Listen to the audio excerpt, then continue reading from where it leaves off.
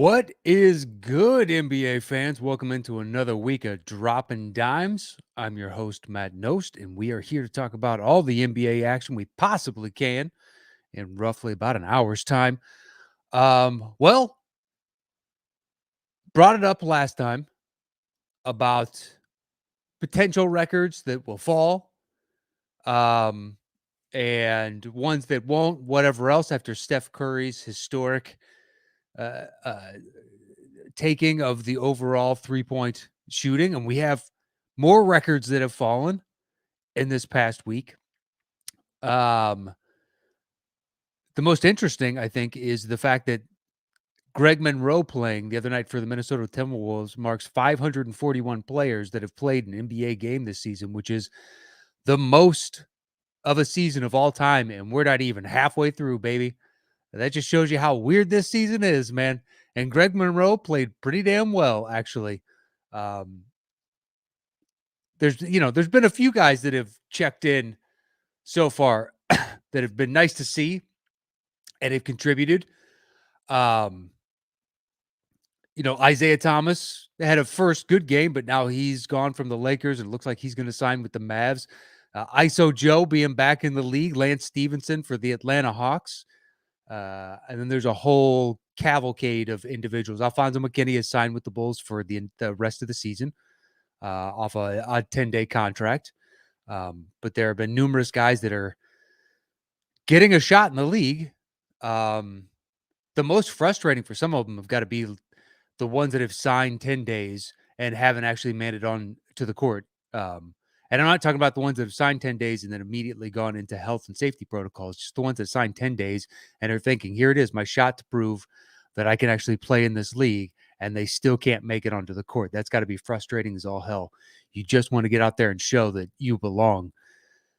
But that 541, man, that is a boatload of players so far this season. That's, I can't wait to see what that final stat is by the end of the season, how many actual individuals played this year. But right now we stand at 541. Last I checked, there were over 100 guys in health and safety protocols. So it's been a strange year. But there have been other records. I mean, Steph last night got to 3,000 threes. And I don't know how many more of these. I guess at this point, you just celebrate the really huge milestones. So maybe 3,500 or 4,000, but 3,000's a big number. And another interesting stat that came up was the fact that LeBron is now in the 36,000 point club, and he's the quickest to ever do it. But the more interesting stat was put out by NBA Stats on Twitter was that LeBron is the quickest to 1,000 points, 2,000 points, 3,000 points on up every single milestone like that to 36,000. That's crazy impressive.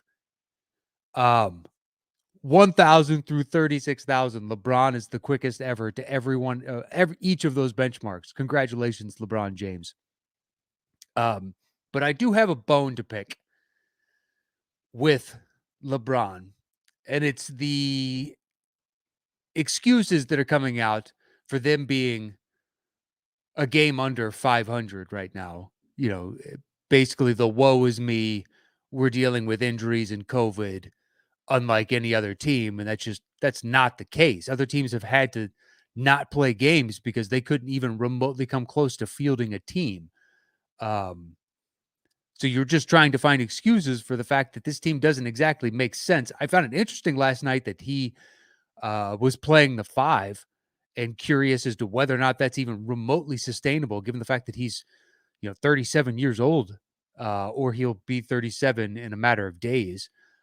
But the whole idea that basically just creating a narrative as to why they're not doing as well as everybody projected them this season.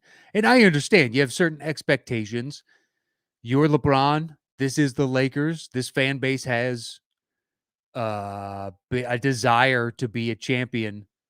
They have a feeling they should be a champion each and every year. But creating a narrative around, well, nobody's had it tougher than us when that's just not the case. and I'm not exactly sure who you think is going to co-sign that sentiment outside of other Laker fans. Just, I don't know, own up to the fact that this team, as it's constructed, doesn't make a lot of sense, and it's got tremendous flaws. And the only way it's going to be successful long term is if AD can play at top 75 of all time AD for an entire season. And I mean, he's never done that. It's just not in his DNA as far as a professional basketball player. So if you need that, given the fact that you sacrifice so much depth to bring in Westbrook, um, you need to basically, like, this is your bed. You need to lie in it. You can't point fingers at anyone other than the Lakers pointing them at themselves because you created this situation.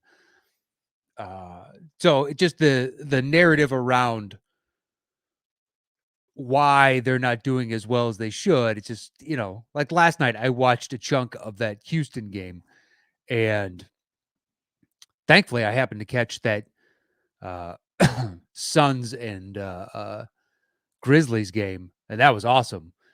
But the Lakers Rockets game, the Rockets were taking it to them. I actually thought the Rockets were going to win, but I had to turn it off before the end of the game, and I thought they would actually be able to pull that one out. I mean, I don't know, depending on the night that you face them, they can be a tough team. I mean, they just got crushed by the Hornets the game before, but they have played strong against other teams, and especially top-tier teams. They show up against them.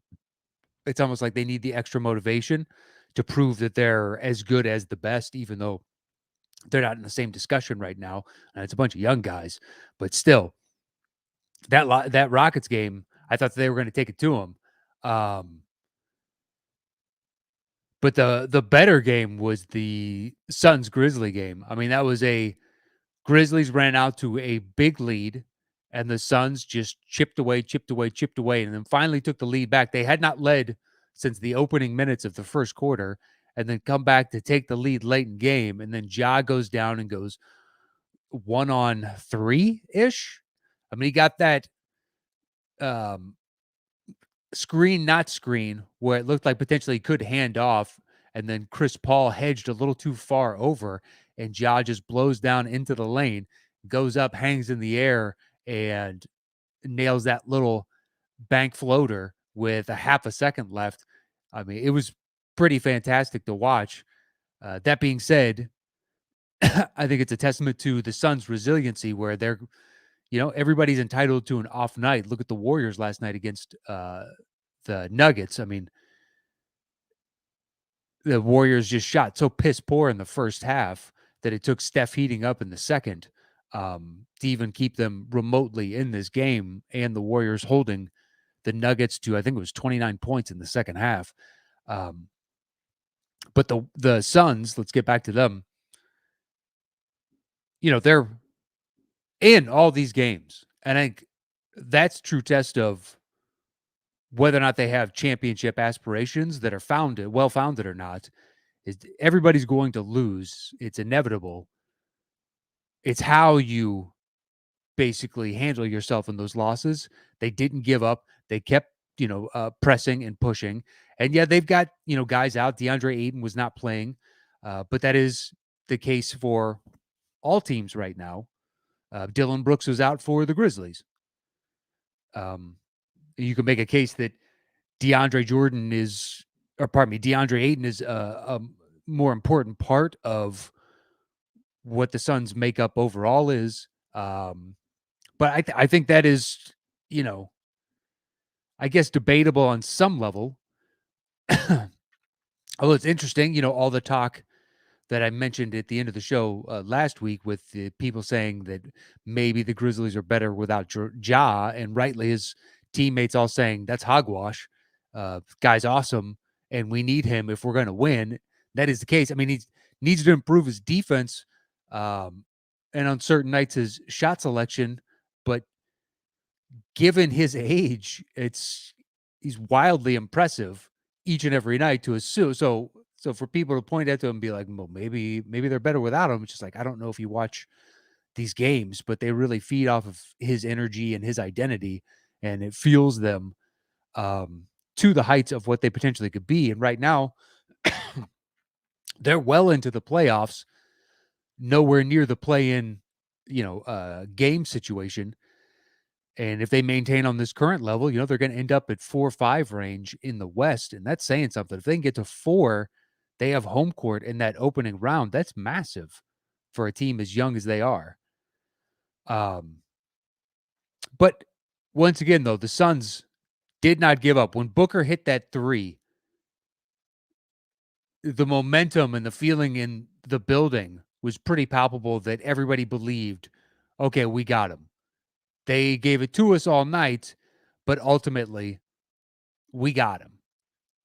And then to watch Ja come down and make a hell of a shot, I think it's a testament to both sides. It's an evenly matched game. Both played well. I can't wait to see what this is like later in the season if both teams are at full health. Um, but so then the flip side of that, the other team atop the West, the Warriors.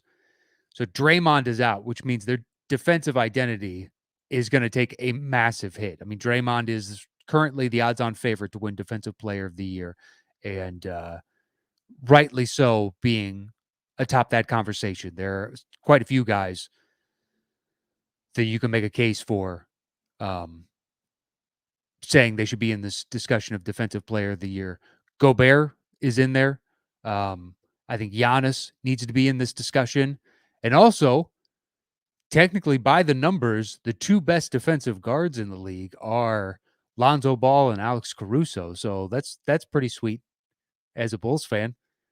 Um, and it also bolsters what you watch because I think the Bulls as a team take a lot of their identity and heart and intensity from those 2 guys, watching them put their bodies on the line and play excellent defense. It only leads to more guys playing better defense because they can see those 2 locked in and sacrificing themselves to just be a pest, then they're more apt to do it as well. And it's changed a lot of the culture of what we can do.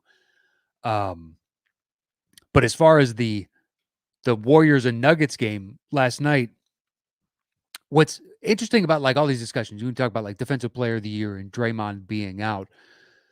I think the flip side of that for the MVP, Jokic is not fully in the discussion. And it's because the team is not as good as people had hoped. But Michael Porter Jr. is out. Jamal Murray is not back yet. And they're juggling lineups. I mean, Austin Rivers is getting tremendous run on this team. Now he's proven to have gained the trust of the coaching staff. But if you're relying on Austin Rivers for heavy minutes, I'm not sure what the ceiling of your team is. And I'm not slagging off on the guy. He's proven to be a competent pro in the league, but there is limitations within your offense and defense if that guy is going to get tremendous minutes. Him and Campazzo. Campazzo's a lot of fun to watch, but, defensive liability, he most definitely is. And then there's Jokic just ho-humming right along, dominating the league. And the crazy thing is, if you go and look up all kinds of advanced metrics, like when you watch those games, it's all Jokic, and the other team knows it, and they do everything that they can. And on some level, because of how well he's playing, there's not a whole lot that you can do. But then you start going and looking up all the various, projections and whatnot, and the advanced stats and who is playing the best and whatnot. If you go over to 538 and their, big metric to follow players is called Raptor. It's an acronym. Let me see if I can find out what the acronym stands for.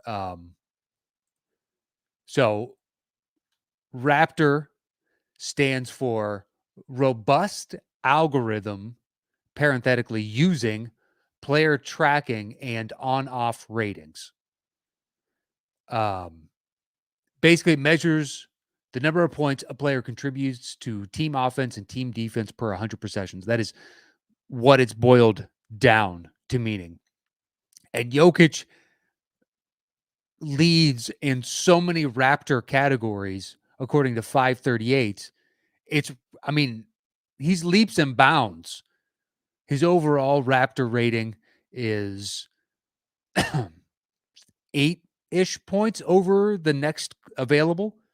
Um, his wins over replacement Raptor is the highest.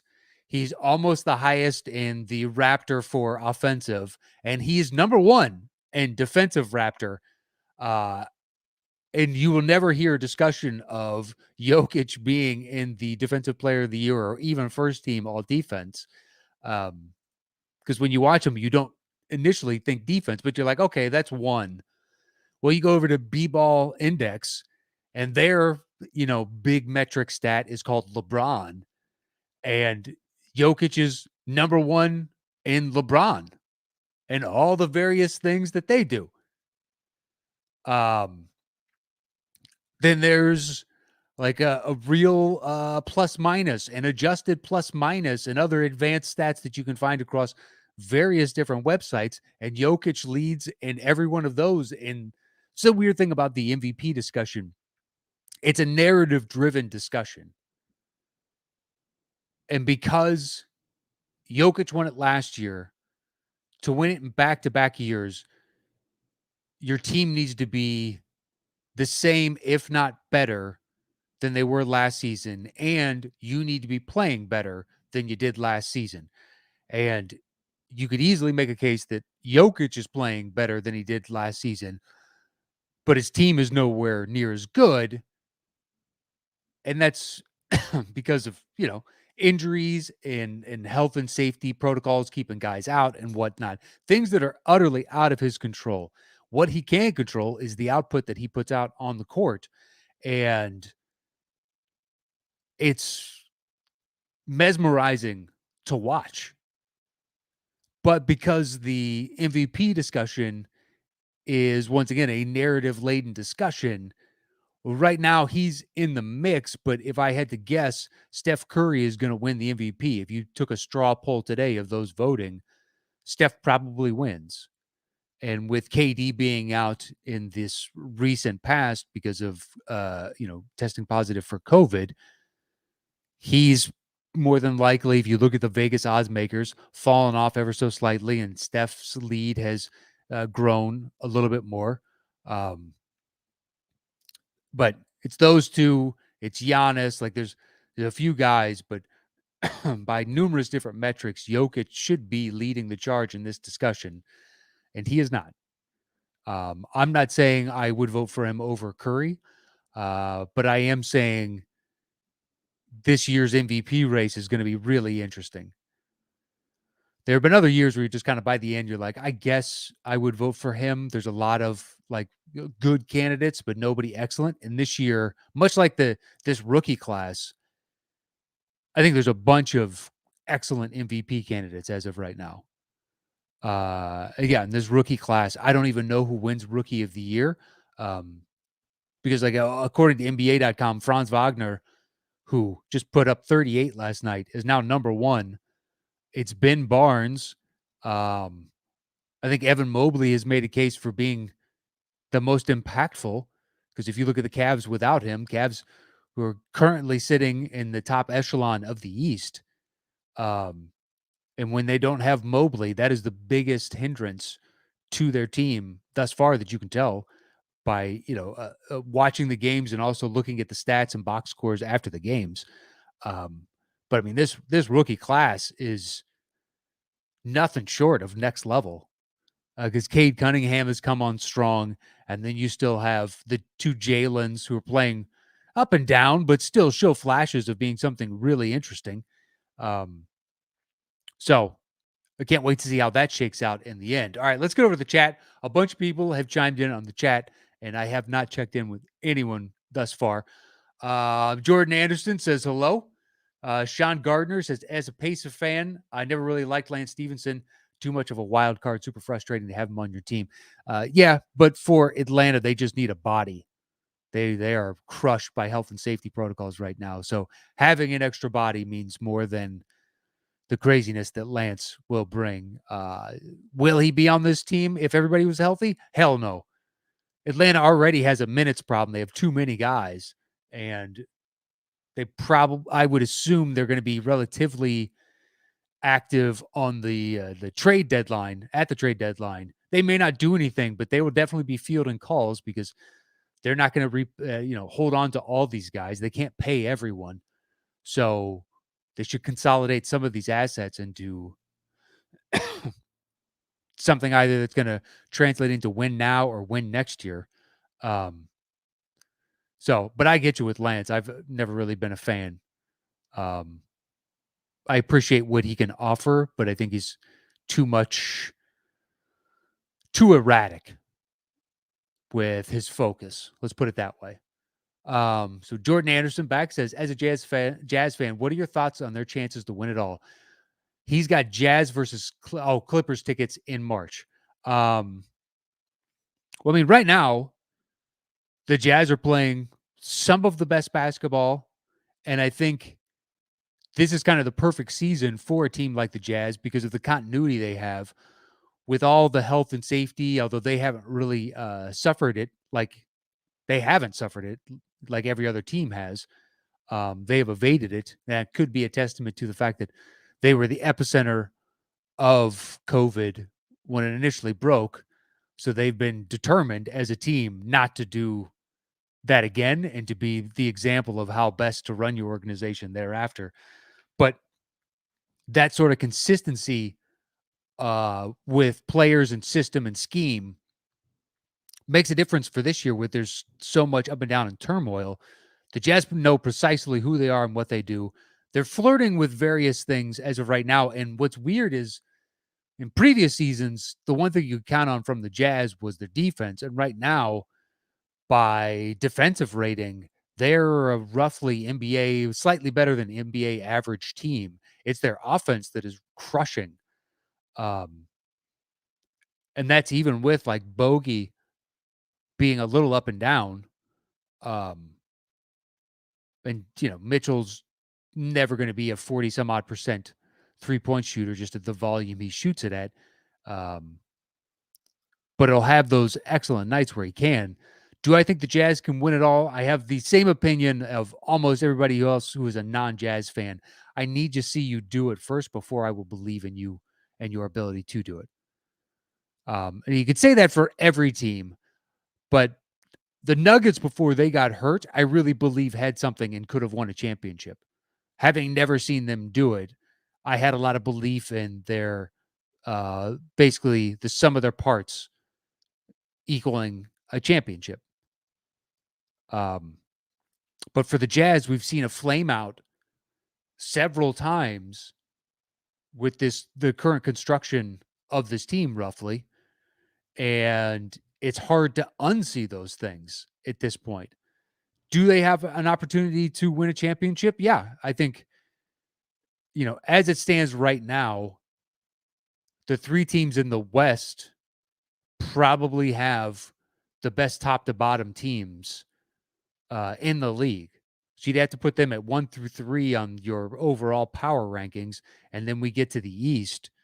And then I think, the top 3 teams in the East probably make it after that. And then we start going this horse trading back and forth between the two. So if things break right for them, I think the Jazz could very well see themselves, in the Western Conference Finals and potentially in the finals themselves. But I don't know if they can win a championship, as I've said, because we've all seen them flame out now numerous times and against teams that they should beat pretty handily, and they flame out. So we shall see. Then let's see. Jordan Anderson saying thoughts on Devin Booker literally doing everything for the Suns. Well, I don't think that's going to be the case for the entirety of the season. And they've also had good games from other guys. Mikal Bridges has had a few games here and there where, because of his plays, lifted him up. Cam Johnson coming off the bench, just being a spark plug, has really helped them. You cannot, shove aside the steadying effect of someone like Chris Paul and the identity that he gives a team, even if he's not playing, at the most optimal of levels. Although I think he's having another good season. And as of right now, of the two Suns players that make the All-Star game, I would actually assume most voters go for Chris Paul. I think one of the two of them should definitely make it because Steph's going to get the other guard position, and then you have three front court players, and you're not going to put DeAndre Ayton over your other front court options in the West. At least I wouldn't. So I think there's a chance for Draymond to get one of those front court spots and Gobert to get one of those front court spots. Just because I think there needs to be a Utah Jazz player in the starting lineup. And then it's not going to be Donovan Mitchell over Steph and or Chris Paul / Devin Booker. So Donovan would get, first off the bench kind of role. But I don't know if I agree with he's doing everything for the Suns, because there are nights when, he shot okay and they still win the game. I think it's been very much a team effort on a lot of these nights. But that being said, I haven't watched every one of their games. And certain nights you can look at a box score and it looks like somebody was the best player out there. But if you watch the game, you're like, yeah, they scored. But, player Y over here did all the little things and was definitely the most important. I've watched probably like 8 or 10 Suns games so far this year. They're a fun team, and I like watching them. Plus, being on the West Coast, it's easier to see their games than anybody else on the West Coast. Hence I almost always have a take on the Warriors or the Lakers or the Clippers, the Suns, to some degree the Nuggets. Just I see a lot more of those guys' games. Although weirdly, I haven't watched that much Portland because they don't interest me in the slightest this year. I don't know. We'll see if that changes. Nazir Muhammad says the Sixers are only 5 games back from the Nets. Who do you think will finish in the top 3 seeds of the East? If everyone stays healthy, I think the current construction of top 3 is where it ends up with top 3. It's Nets, Bulls, and Bucks. I would pick the Bucks to make it out of the East as your number 1 overall favorite in the playoffs. The regular season, I don't think that they want to push themselves to be number 1 out of the East. I don't think that there's any motivation to do that and any need, really. They've proved last year winning a championship that they didn't need to be the number 1 overall when they had in years past. And right now, they aren't even at full strength. And I think that they're the best chance to make it out of the East. I mean, Lopez has not played yet, and they've only had their core back for, a third-ish, maybe a little over of the season so far, where it's all 3 of them out there. And then you still have health and safety protocols pulling guys out. Like Giannis just made it back within the past few days, but he was out for a chunk after Holiday and Middleton were out to start the season. Holiday came back sooner. Middleton took a little bit longer. So this team isn't fully realized yet, and they're still 3rd in the East overall. So I would say those 3 teams are your top 3. I still don't trust the Sixers. I still feel like they're going to be up and down. Will they be able to make a trade with, the big piece they have, obviously, in Ben Simmons? Time will tell how much is Morey really willing to sit on him instead of flipping him into another player that could best maximize one of Joel Embiid's prime years. Because it looks like the window on Embiid is going to be small. It usually is for centers. It's rare when one can hold up for, a long duration. And Embiid has health issues or has had health issues, but it's pretty much guaranteed to sit out like 15 to 20 games every season. But right now, if he plays like last year, he was in the MVP discussion. But when you can't play a full season, it takes you out of that discussion. And by the end, he kind of resigned himself to the fact that he wasn't part of the overall, even though he felt on any given night he was the best player in the league, which is great to have in your star player. And he was proving it a lot of nights. Now, I think he gets a tremendous number of foul calls that would dry up and do tend to dry up come playoff time. So he needs to not rely on those so much. It's what happens to like James Harden and during his Rockets years, assuming you're going to get somewhere between 14 and 18 free throws a night, night in, night out in the playoffs is just a fool's errand. It's a fallacy. It's never going to happen. But is it possible for, say, the Sixers to climb up over where they're at right now and enter into discussion of getting, they're currently sitting at 6th spot at 18 and 16. But they are kind of up and down. They're 18 and 16, so 2 games over 500. And the one thing they benefit from, they could end up going into 5th place because above them are the Cavaliers, and Rubio went down last night with a knee injury that did not look good.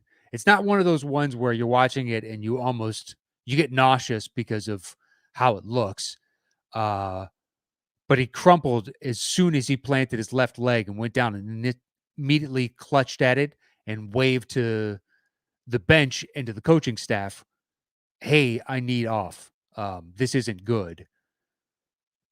And they've already dealt with, Sexton is gone. Mobley has been in and out of the lineup. So if they lose another guy that's playing big minutes for him and playing really excellent, give them a second ball handler and a playmaker, because when you have 3 bigs out there and Markkanen, Mobley, and Allen, to have 2 small guards that can run around and do all these things at various times and run with different units, to have another person that you trust on there. So now you're down 2 of those guys. And, Mobley keeps having these weird little ding injuries that kind of keep him out of the lineup for a few games here, a few games there. And when he goes out, Cleveland falters. So only being 2 games back of the Cavs right now, Sixers can inch upward and potentially take over that 5th seed. Although you could also sell me on the Hornets kicking it in gear and being able to do that as well. I think I, and most everyone else would trust the Sixers more just because they have a larger proven track record of being able to sustain at a high level over someone like the Hornets. But what benefits someone like the Hornets is youth. They've got the younger, fresher legs and might be able to push these teams that are taxed personnel-wise and squeeze out a couple extra wins here and there that they wouldn't have potentially gotten in a regular season. So it'll be interesting. Sean Gardner asks, what about Miles Turner for Defensive Player of the Year? I don't think it has any chance of happening. He might be in the mix for discussion, but especially if he gets traded at the trade deadline, if it is going to be a fire sale for the Pacers, I think as soon as you get traded, you're out of any kind of discussion unless the new team he goes to, he's even more of a defensive presence and really alters the complexion of who they are. I don't really see any chance for Miles Turner to be Defensive Player of the Year. I don't think anybody would vote for somebody who's on the trading block because I think it subconsciously undercuts the voters' estimation of who that player is. Like, it's one of those, if he was so great, then why are they trying to get rid of him? Even though that isn't part of the discussion of why a team does what it does. Sometimes you just need to get cheaper, get younger, and trade someone for future assets. This is the Pacers we're talking about. And team not known to go into any remote territory near the luxury tax. So they need to build through the draft as opposed to signing players in free agency or retaining their guys at a high number. So it hurts someone like Miles Turner. Jake Cleveland. Oh, just went and watched No Way Home and barely made it back in time to watch today's show. Well, welcome, Jake. I hope you enjoyed it. I know I did. Muddy Water is Wagner and Jokic. I'm guessing those are his 2 votes for Rookie of the Year and MVP. We're not even halfway yet, so it's kind of hard to really cement who you think it should be. I think especially for MVP right now, the race is too good. I mean, it's coming up on, usually I do at the halfway mark in the season. I do my who do I think MVP is and sixth man and defensive player of the year and all that jazz. And this year, because it's been so muddy with all the guys in and out, and it's hard to get a feel for who any of these teams are. Um, and at this point, I just don't care anymore um, about the muddiness. Just like, you know what, this isn't going to change. So you need to look at the landscape as it is, not as you want it to be or as you felt it should be. Um, Daniel Savoy says, well, who out of Minnesota? I'm assuming you mean Anthony Edwards. But he's saying that the guy out of Minnesota is doing well. Um, and I'm not sure if that's in reference to him being up for some sort of award. Um, Potentially. Who knows?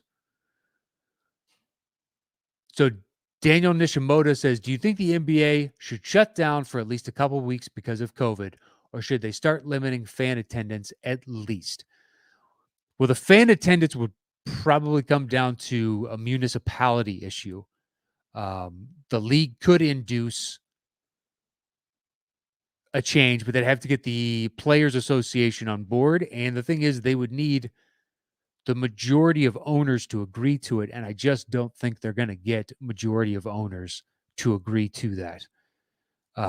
They've already taken a financial hit over not having players, or pardon me, fans in attendance. So they need those fans back to help subsidize their salaries. Otherwise, if they take away fans again, then I think the owners by rights should then turn to the players and say, we need to, across the board, renegotiate contracts, and everybody takes a percentage pay cut because we're not generating the revenues to justify these contracts. And there's no way the players agree to that. Secondarily, the idea of floating, shutting down the season for a short amount of time and bubble, both sides do not want to do because it's going to affect bottom lines. Or if they shut down for 2 weeks, they don't want to touch where the playoffs and predominantly where the finals land. They want to leave that for now in stone. Here's when it's set to start so they can sell the advertising, line it up with their partners, and not renege on any of the contracts and good faith that they have. So if they were to pause the season and then say, but we are still starting the playoffs on this date, then we're going to get into an issue league wide that only certain teams are going to face as of right now, like the Bulls and the Raptors and the Nets, in that they're going to have to make up a number of games, and they're going to have to do some of these more than likely at weird times or on back-to-backs that they didn't originally anticipate. So if they do this league wide, now you're condensing, say for 2 weeks, you're going to have to find room to get 5 to 7 games later on that you're going to have to squeeze into the schedule. And that's 5 to 7 games across the board for every team, not even accounting for those that have already had games postponed. So take, those teams that I gave you an example of before, and now instead of the 5 to 7 games that everybody has, they have to squeeze in 7 to 12 games in a much shorter amount of time. And that's just adding to the potential risk of injury. You're going to lose the revenue dollars for advertising, ticket sales, concessions, everything, across the board. So the NBA and the NBPA seem dead set on maintaining the status quo, which That's the other thing that kind of chaps my ass about LeBron complaining about COVID and his team not looking like it should, and they're facing issues that nobody else is facing, et cetera, et cetera, et cetera. Um, A, everybody's facing it. B, if you wanted to have a cessation of the league or was willing to take a pay cut, if you were the face of that change, you would probably get the preponderance of individuals to come along with you.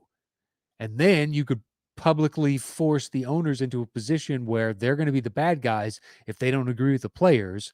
So you could be one of the you know, the catalysts for change. Um, and you're choosing not to. So I don't want to hear about the woe is me. You can't judge our team because, we have a Sisyphean task of pushing this boulder uphill. It's like everybody's got their own boulder to push this season. And dealing with Anthony Davis being out of your lineup is something you signed up for when you helped get him out of New Orleans. Um, so anyway, no, I don't think the NBA is going to do as of right now. And the CDC just reduced the quarantine time down. They cut it in half to 5 days if you've been boosted, which 97% of the league has had their vaccine, and 65% of those eligible to be boosted have been boosted. Um, because some people that got the vaccine, like got the Johnson and Johnson, there is no booster for that, that I know of at least. But the boosters are for Pfizer and Moderna. So of that 97%, I don't know how many were the Johnson and Johnson. If I was a player, I would kind of maybe lean towards getting the Johnson Johnson because it's one shot as opposed to two. So you're not out as potentially long for as great a duration. Um, so yeah, it's as of right now, Mr. Nishimoto or Moto. Um, I think that dealing with the randomness of, wow, I don't know who any of these guys are. This is like a G League showcase is going to be the norm, especially over the winter months. And post holidays, this was always coming with Thanksgiving, Christmas, and New Year's. This was always coming, and they knew it. So the league is gonna ride this roller coaster until it's over, and then potentially reassess at that point. Unless league wide, too many teams are out. I just don't see them adjusting as of right now. But that's just my guess. Um, So, a Muddy Water says, would the Sixers trade Embiid for Jokic if Ben comes back with the new coach? I think both sides say no to that, but especially Denver. I don't think. Why would Denver trade their MVP? I wouldn't do that in a million years if I was Denver, especially with Jokic playing at another MVP caliber season. Not to say that Embiid's not, in the same ballpark, but um, I don't even think that phone call gets made from either side. Uh, I mean, I realize, Muddy, that you're predicating that if Ben comes back with a new coach, but that's a lot of if Ben comes back and the Sixers are willing to move off of Doc Rivers, who's once again beloved by his team, it seems. And the only real friction he's got is with Ben. And it seems like a lot of people in that organization have friction with Ben. So that's a lot of ifs. And I don't think much reality to it, unfortunately. Excuse me. Um, so oh, Nazir Muhammad says, I can see that if Simmons wants to stay and be with the team, but he does not want to be there. And between the two, Embiid is better than Simmons overall. Exactly. Um, but I don't see it happening. Not a bad thought experiment though. So, you're keeping it lively up there, floating around potential ideas. Um,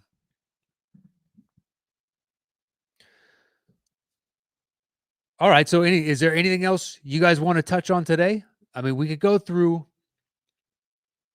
and discuss, the teams at the top, teams in the middle, teams in the bottom. I think there's only 7, maybe 8 teams in real discussion to do anything. There's a whole bunch of the middle. And then what I do find interesting is the bottom of the league are not the doormats that they usually are, um, this season. Now, once again, it could be so many teams have weird lineups and guys in and out that it's hard to properly gauge. But of those bottom tier teams, there's only a couple that I think are truly terrible. Like in the West, Houston is the worst at 10-25. OKC is 12-21. The Pelicans are 13-22. Portland is 13-20. And Sacramento is 14-21. Those are your bottom out of the play-in games.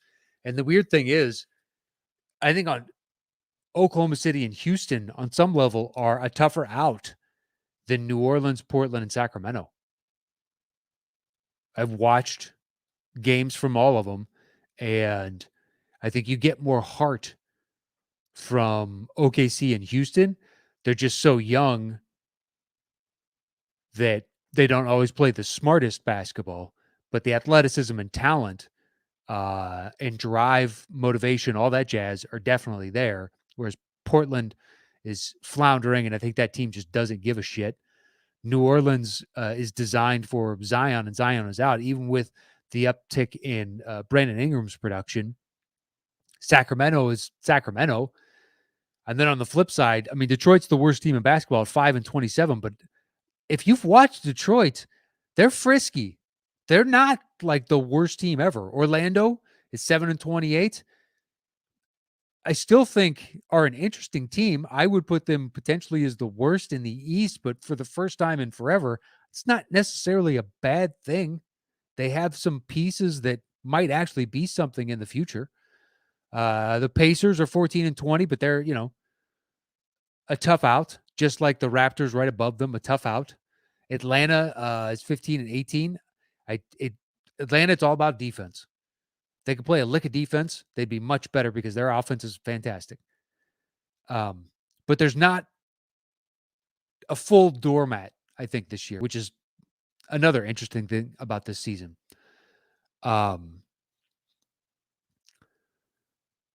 So Muddy Water asks, well, we'll go back up because a bunch of you chimed in really quickly. Let's see. Tamor Khan says, do you think the Kings get it together enough to make the play-in? No, I think that the Kings are going to potentially shop De'Aaron Fox, Buddy Hield, Harrison Barnes, and figure out what they've got with their younger guys in Mitchell and Halliburton. And if they can get off those other contracts and get assets back and draft picks, I think they would do that. I don't think that they'll get it together, even if there is a mandate from management that we want to make the playoffs. And look, they very well could make that play-in game. They're just a game out behind San Antonio. That being said, they are a big fat question mark, and I don't know exactly what I'm getting from them night in, night out. And given that's the case, what is the incentive to make the play-in game? There really isn't any, because if you make that 9 or 10 spot, you got to win 2 straight to make it into the actual playoffs. And I just don't foresee that happening, but you never know. Muddy Water says, what do you think of Vooch? He sees that I'm a Bulls fan, and greetings from Sweden. Well, hello, to you in Sweden. Hope things are well. He's great. I think the DeRozan quote after that last game where all three of them went off, Levine, DeRozan were the first teammates to have 30-plus points and 9-plus assists since Jordan and Pippen. But Vooch also had a great game, and DeRozan was right to say, look, Vooch is excellent, and you want to praise him for this good game, but we all know that he has that in him, and he is a top-tier talent at his position in this league. So he rightfully expects that of himself, as do we, and it's awesome to see him playing like that because we all know that he can do it night in, night out. It's just like, yeah, Vooch is great. A better defender than I think most people give him credit for. But I also think that helps too when you have great perimeter defense It reduces the amount that they need to lean on you to be a stalwart in the paint and just to shut guys down. But I think I still think the asking price for him was a shade steep. But given where we're at right now, second in the East, I'm not going to quibble with it, and I'm happy because that would be a low draft pick anyway, and it's fine. It's perfectly fine. Jordan Anderson asks, what teams do you think are fighting for the 8th seed in the West and the East? And what teams might just miss the playoffs this year? Well, as it's currently constructed, the play-in games in the East, so 7 through 10 are Charlotte, the Wizards, Boston, New York. And just above are Cleveland and Philly at 5 and 6. And just below are the Hawks and Toronto at 11 and 12. And in the West, the play-in game 7 through 10 are the Lakers, the Mavs, the T-Wolves, and the Spurs. Just above them are the Nuggets and Clippers in 5-6, and 11-12 are the Kings and Blazers. So you're saying if the top portion of each division stays put and is static, I think in the East 1 through 4, those guys are in. Nets, Bulls, Bucks, Heat. I think they're in. And I think anyone would say that right now. I think Cleveland could unfortunately regress a little bit here just if Rubio is going to be out for a decent amount of time and if they still have Mobley in and out of the lineup with just like these small little dings here and there. He's also a rook, so he's not used to the wear and tear of a full 82-game season. I could see them dropping down into this play-in game kind of situation and maybe Charlotte inches up. Sadly, as it were, the Wizards are trending in the wrong direction. The Celtics are trending in the wrong direction, and the Knicks technically are treading water. So there's a damn good chance that one of those three teams is out. And I think the only of the teams below that has a real chance to jump in are the Hawks. Toronto could surprise me and make me eat crow on that, but I think the Hawks, if they just tweak their defense a tiny bit, their offense is so good that it'll propel them into this discussion. And then, one of those three teams above them in the Wizards, Celtics, and Knicks, could fall out. Because I do think the Hawks are technically a superior team to all those teams. So we shall see. In the West, I think your locks as of right now are, 1 through 4, assuming Memphis's health, maintains. But Golden State, Phoenix, and Utah, no one questions. Memphis is at 4. Denver at 5. I have no idea if that maintains. Jokic needs to continue to play at the highest of level, and they get Jamal Murray back sooner rather than later because Michael Porter Jr., I have not looked for an update for a while, nor have I heard one, which kind of tells me everything I need to know. The Clippers, I don't know, they're sitting at 500 in the 6th position, right? That's kind of how weak the West is. The Lakers are at 7, and they're at 17 and 18. The Mavs are at 16 and 17 in 8th position. The T-Wolves 16 and 18 and 9. And the Spurs are at 14 and 19, and they're at 10th position. So any of those teams below, I mean, technically, Portland, who's sitting at 12, is one game back of San Antonio. They could easily leap into that. I think the bottom 9-10 position right now in the West is so sad, but especially the 10th position, that you could sell me on a number of teams, making it into. If OKC goes on a strong enough run, they could easily leapfrog. They're only 2 games back, and we're almost at the halfway point. So it's entirely possible. I think that, roughly 8 through 15 to 7 through 15, even if you want to include the Clippers right at 500, is kind of a quagmire of bullshit that I don't necessarily trust any of those teams for the long term, especially if the Clippers, a lot of people seem to think that Kawhi is going to make an attempt to come back this season. And if he does and plays anywhere near, well, that makes them suddenly more interesting.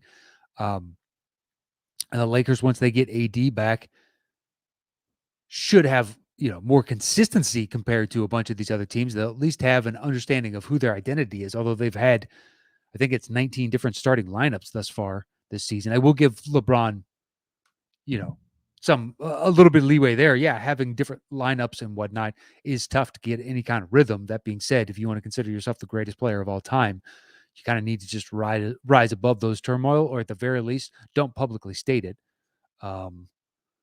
It's like him showing up at the finals suddenly with a broken hand after there had been no discussion of it whatsoever, and just like, okay, this is basically throwing a dart and painting a bullseye around it afterwards, and saying, "Oh no, this is what it was the whole time." You're like, really? Because there was no discussion of this while it was happening, no mention trying to change the narrative so it's beneficial to you and doesn't undermine your legacy. And I understand why you're protective of that, as well you should be. But I don't know. To me personally, not entering into that discussion and into that fray makes more sense. But it's also easy to say that from the outside looking in. All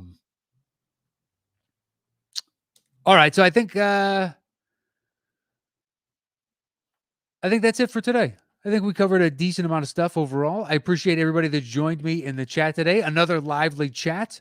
And I apologize. Last week I posted the show on the wrong feed, although we still got people that tuned in on that feed. So thank you.